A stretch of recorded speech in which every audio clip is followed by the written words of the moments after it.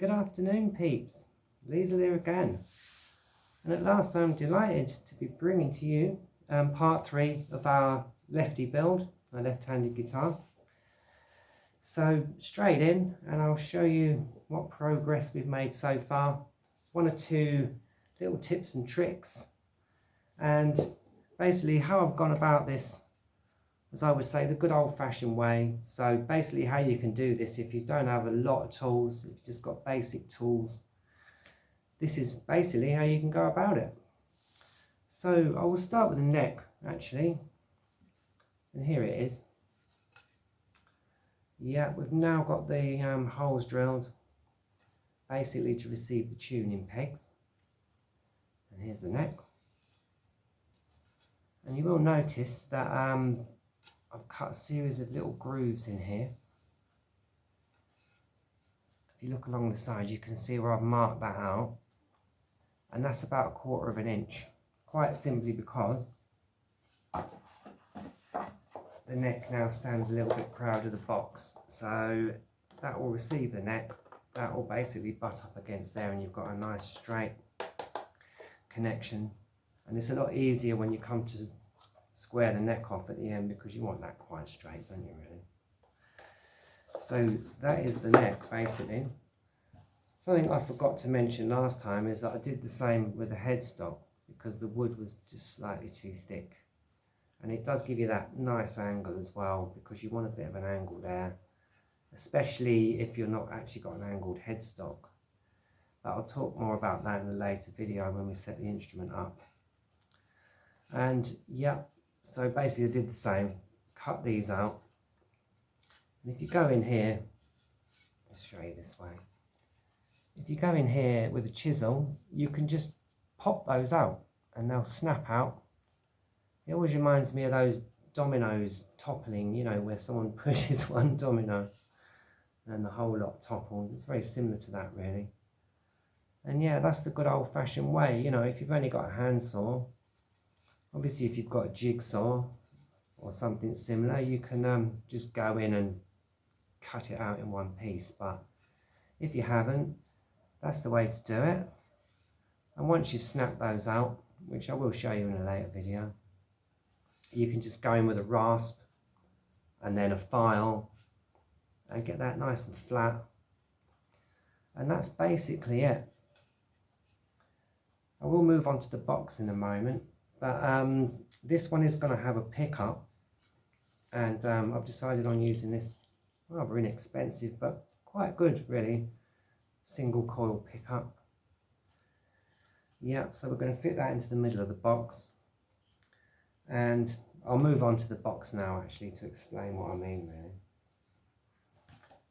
Last time we did have a bit of an accident, didn't we, where there was a staple which ripped that out, and I said I'd show you.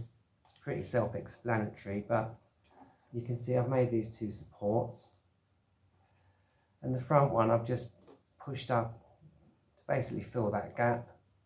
You can paint that, decorate it however you like. The neck will sit nice and flush in there, and there you go.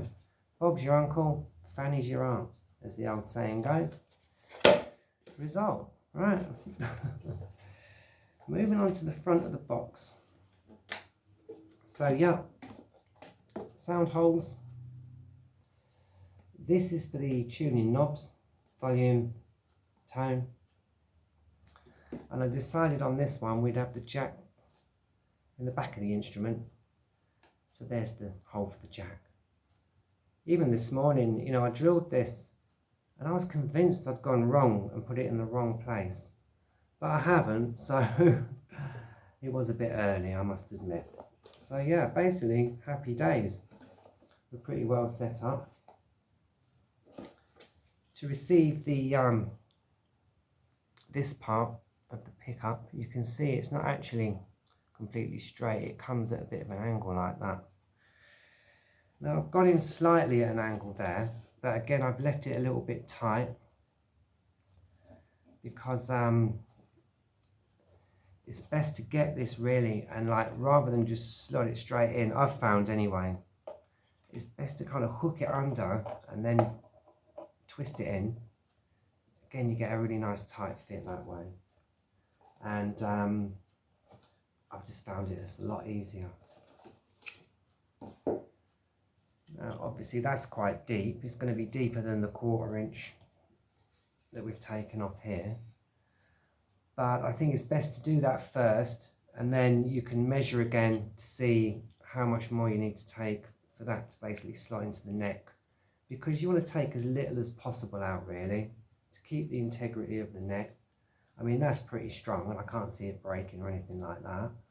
But you do, you know, you do want to sort of like keep that as strong as you can. So minimum, really. And I'll move on to that on the next video. Right, pitfalls. Okay, let me talk you through 1 or 2. As you can see, we lost a little bit of material there where it did kind of rip. I basically drilled these from the back, and I think it's 10mm more or less, the drill bit that I used, because we're going to be using this kind of tuning peg. There are different kinds, but this is the sort I've gone with, where you've got the coupling that screws into it. Obviously that screws tight and holds it firmly in the headstock. A screw goes in there, but really that's just to keep it in place. You know, it wouldn't actually hold the peg very well without this coupling. And again, once that's in, you're going to have washers here. It's going to butt up against there pretty well. There was where the other piece ripped through, and you can see it's nice and flat now. And you can always restain that if you like. And we've got a nice flush edge along there. It's a bit rough here, but I'm going to sand that again, obviously. Maybe even file it off a little bit. And that'll be the right size then, just to take the tuning pegs. 1 or 2 tips and tricks. One tip that I learned from 1 or 2 other guitar builders actually, which is pretty good, is to avoid ripping like that when you go in. I actually drilled these from the rear, from the back. Right? When you start, have the drill in reverse. I know it sounds counterintuitive, but if you have the drill rotating in reverse and put a slight bit of pressure, it does tend to stop that front bit ripping, and then you won't have this kind of problem. So yeah, that's worth giving a go. Another thing I've found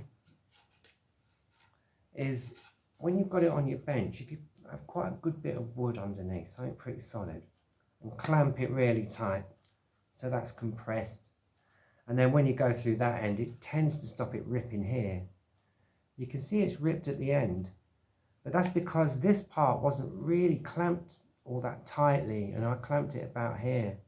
So it is worth it, you know, if you actually clamp it down pretty tight, you can avoid this happening. And if you want it to look nice and neat, you know, it's worth it. I always say if you're building it for yourself, you might not really worry about that too much, you know. It is a cigar box guitar after all, but if you're building it for someone else, or you just want it to look a little bit more pretty, it's worth taking a bit of time just to really clamp that well onto your bench. And as I say, go in the back, start in reverse, and if you want to make extra sure, just before you go through, you can reverse it again and then just gently kind of force it through. And that should be fine, you know, I've had good results that way. Another thing that's worth a mention, I would say, if we just take this coupling out again, and I know several guitar builders agree, is when you're putting these pegs in, because obviously this is from a 6-peg set, you want this round part, right, where the gearing is, to be pointing down. And the reason for that is if it's sort of pointing that way, it can tend to pull, which can actually cause damage to the gears inside. And you don't really want that, you know, you want that nice and steady, so you've not got all kinds of problems when you come to tune the instrument. And so 1, 2, 3, and there you go. Job done, really. I probably forgot to mention, but I actually lowered that. I should have mentioned this in the last video, really. Took a little bit out of there, and obviously I did that in exactly the same way as I did this. file it off, give it a good sound, and you've got that lovely flat surface, and it's just the right size then for your tuning peg to pop out. You can see that that doesn't quite fit into the hole yet. It's a little bit too big, and that's deliberate because what I like to do is to drill that just ever so slightly smaller and then actually go in with a round file and very gently take it out, because you want a really nice tight fit there for your tuning pegs. You don't want any play, you know, you don't want them moving about, because again, you're going to get all kinds of problems when you try and tune the instrument. And I've come across this, you know, yeah, even with factory built guitars, but that's another story anyway. I think one other thing worth a mention is basically where the heel is attached to the neck. Now that's quite a chunky, solid sort of neck really, and I can't see you having any problems with that separating. But I have known it to happen on one stringers, you know, where I've made a one stringer neck, and you're playing away and all of a sudden this starts lifting, right, and you get a really weird sound.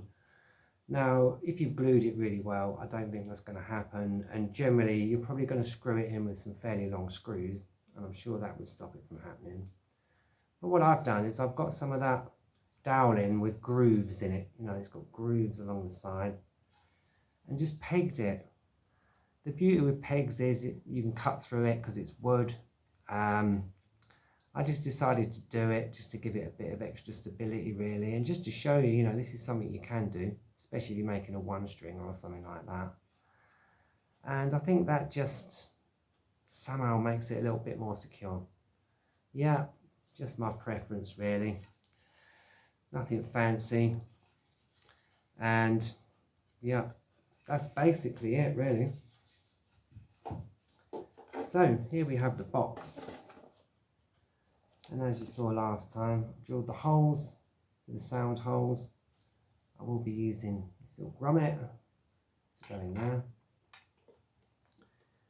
And I've found actually, I mean, these do vary in size, but I used a 12mm spade bit for that, because the back of this is exactly 12mm, and it's a nice tight fit.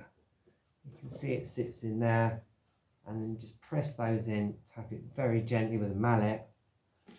And really you don't need to glue them. Like, quite often you can see a little bit of materials come off the back. You often get that, as I say, with the spade bit.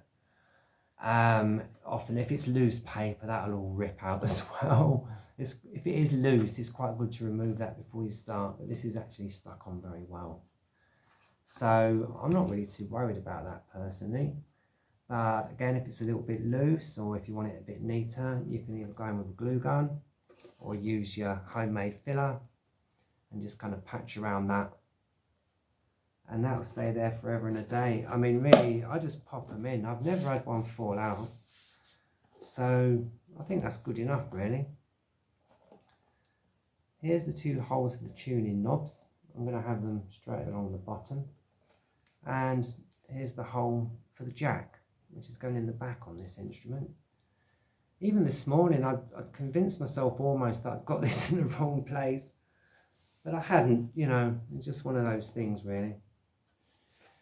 And yeah, last but not least, the aperture for the single coil pickup. I like these. I've had a good result with these. Yeah, good old fashioned way. Basically drew around this part just above the magnetic bed, and you can see it's that kind of almost chevron shape. I did kind of trace round that, but I didn't go quite as deep as that goes, because I found that it's good to kind of try and wiggle it in. Obviously not too much, because you don't want to damage the wires on the back, but again, you get a nice tight fit that way. I've placed it at an angle because, yeah, you know, obviously this is for a 6-stringer really. So to pick up on as many strings, and I've got it upside down, but to like pick up on as many strings as you can, it's good to have it at a bit of an angle. And I've placed this right in the middle of the box. Now I have learned, again from other guitar builders, that if you have a pickup near the front, you get a very bright sound, so quite treble. If you have the pickup near the bridge, you get a much more crunch sort of sound, you know, deeper and a bit more rock. But I've found if you put it in the middle, you get quite a nice combination of the two, even with quite a simple single coil pickup like this. And I like the way it looks as well, actually. You know, I think that's quite funky, really. Yeah. So that's basically it for the front. The two supports are in there. Normally I'd paint those, but I thought I'll leave them plain for now, just so you can see. You know, it's nothing sophisticated, obviously. And as we showed you before, we've got the corner support, so you can screw the lid down once the instrument's together. And then finally, the fingerboard will go on the top. And that's basically it. Once we've done all that, it's just about basically adding the hinge that we're going to use for the saddle on this build. There are other ways to do this and more traditional ways, and I'll show you those in another video. But that's the way I decided to go on this one. So that's what I'm going to do. Just really need to go in there with either a craft knife or a chisel. I find a craft knife works well because you can get quite a neat line with that, and just gently kind of score away at that, and it will come out fairly easily. Again, that's a little bit smaller. I kind of drew around the back of the pickup, but I went a little bit thinner so that then you can file it all out, have a nice tight fit, nothing's flapping around in the breeze. Bob's your uncle, Fanny's your aunt, as the old saying goes. And we're pretty much there then, really. So, yes, I'm delighted to have been able to update you today, because I know this has been a very popular little build and I've been loving this one. I really have. Yeah, so in the next video, I will show you how to finish it all off, make it look good, and how to set it up so that you get a good sound. And hopefully we'll be there. So, if you've stayed with me till the end, thank you ever so much. And as always, thank you to all of you, my wonderful subscribers. Thanks to everyone who's watching this video. If you like it, hit the subscribe button, hit the like button. Feel free to make a comment, you know, and if there's anything else you'd like to see, as always, just drop a note in the comments, and yeah, we'll take it from there. So I don't think I've missed anything anyway, but this is me, and if you know my channel, you know me by now. I think that's it. If there's anything else, I'll pick it up again in the next video. It'll probably be the last video, the next one, because we have kind of cracked on with this now. I'm going to stick the fingerboard tonight and leave that sticking overnight. One or two other things. I might do another quick video soon, actually, because it is about time I answered one or two questions. Yes, I've had one or two questions. But yeah, I'll pick those up on the next video. So the next video will probably be a bit of a channel update, questions answered, and stuff like that. Other than that, I think that's it for now. So, as always, stay blessed, keep building, and bye for now. Bye.